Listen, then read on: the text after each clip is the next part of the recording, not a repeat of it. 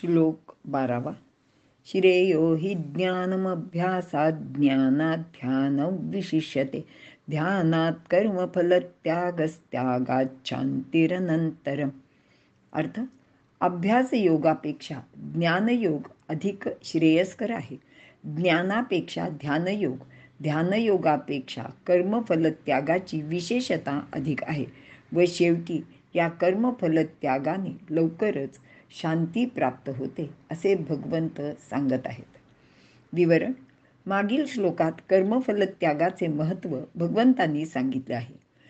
कर्मफलत्यागात संपूर्ण आसक्ती नष्ट होते किंवा समाप्त होते. आसक्ती हेच मनाच्या अशांततेचे कारण आहे. ती दुःखाला सुद्धा कारणीभूत होते. आसक्ती शिल्लक राहिली नाही तर मनाला आपोआपच शांती प्राप्त होते. मागील काही श्लोकात भगवंत प्राप्तीची जी काही साधने सांगितली आहेत त्यात सर्वात श्रेष्ठ व सुलभ साधन म्हणजे कर्मफलत्याग हेच आहे.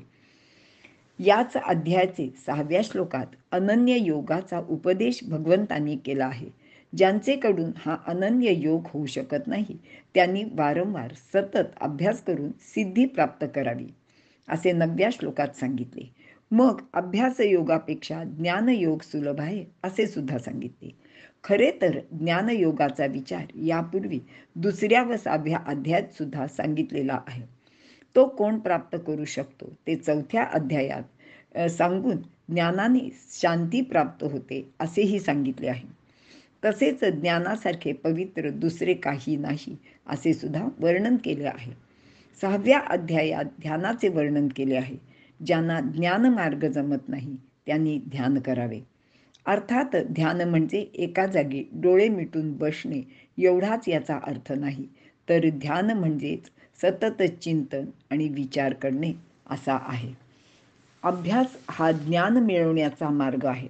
म्हणून ध्येय असलेले ज्ञान अभ्यासापेक्षा श्रेयस्कर असते. नुसता केलेला अभ्यास वाया जातो. अभ्यासाने ज्ञान मिळायला हवे, पण ज्ञानापेक्षा ध्यानाला श्रेष्ठ म्हटले आहे. कारण ज्ञानामुळे अहंकार येतो, पण ध्यानाने तसे होत नाही. आणि ध्यानाने म्हणजे सतत विचार व चिंतन केल्यामुळे ज्ञान तर मिळतेच. अनेक वैज्ञानिक शोध, अनेक ग्रंथ हे सर्व चिंतनातून म्हणजे ध्यानातूनच निर्माण झालेले आहेत. ध्यानातून ज्ञान मिळतेच व त्यानुसार आचरण केल्यावर मुक्तीसुद्धा मिळते. पण भगवंत आता सांगत आहेत की इतके सर्व करण्यापेक्षा कर्मफलाचा त्याग हे सर्वश्रेष्ठ साधन आहे. कारण त्यामुळे लवकर शांती प्राप्त होते. याची विशेषता अशी आहे की सर्वात सुगम आणि जास्त परिणामकारक असा हा कर्मफलत्याग आहे. हा केला नाही तर इतर कोणताही योग सफल होत नाही. मात्र या योगाने इतर अन्य योगांची सफलता आपोआपच होते.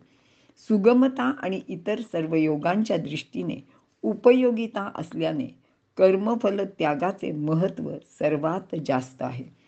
या योगाचे महत्त्व प्रापंचिकदृष्ट्या शांती मिळवण्यासाठी सुद्धा आहेच. कारण केलेल्या कर्माचे फळ मनासारखे मिळो अथवा न मिळो ते ईश्वरार्पण करायचे आहे आणि त्यामुळेच प्राप्त होणारे सुख दुःख आपल्याला भोगावे लागत नाही. स्वाभाविकच मन शांत राहते, आसक्ती संपते, नवीन वासना निर्माण होत नाहीत. वासना व आसक्ती विरहित असणे म्हणजेच मुक्ती आहे.